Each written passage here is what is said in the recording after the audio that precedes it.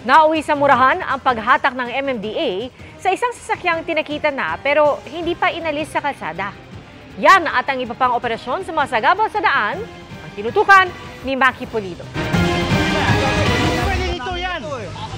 Hindi mo pwede ito yan!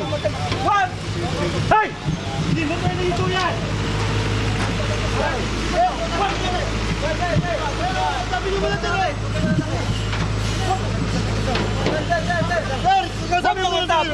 Sir! Kausap na namin yung pulis kanina, kaya kami nagano yan, pinagbigatan na namin yan. Minura pa ng mga lalaking ito ang mga tauhan ng towing service para pigilan ang paghatak sa SUV. Atras ka dyan. Atras ka na.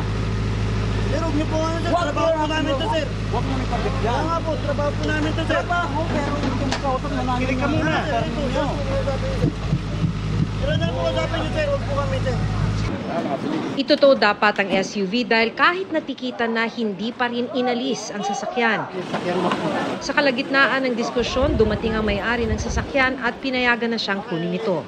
Under the laws of Philippine Traffic Rules and Regulations, once a car is ticketed unattended and you won't be able to remove it, we have the right to tow it. Just like that. Sir, we gave you more than 5 minutes already.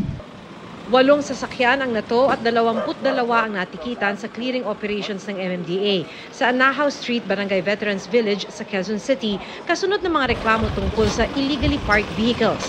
Hindi na mabilang ng MMDA kung ilang beses na silang nag-clearing operations dito. Tanggap na nga nilang pag-alis nila, gagawin uling garahe ang kalsada.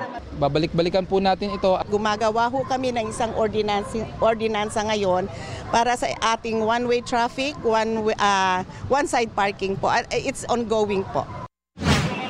Sa Mel Lopez Boulevard sa Maynila naman, alas 2 ng hapon nag-operate ang MMDA imbis na ang inaasahang clearing operation sa umaga.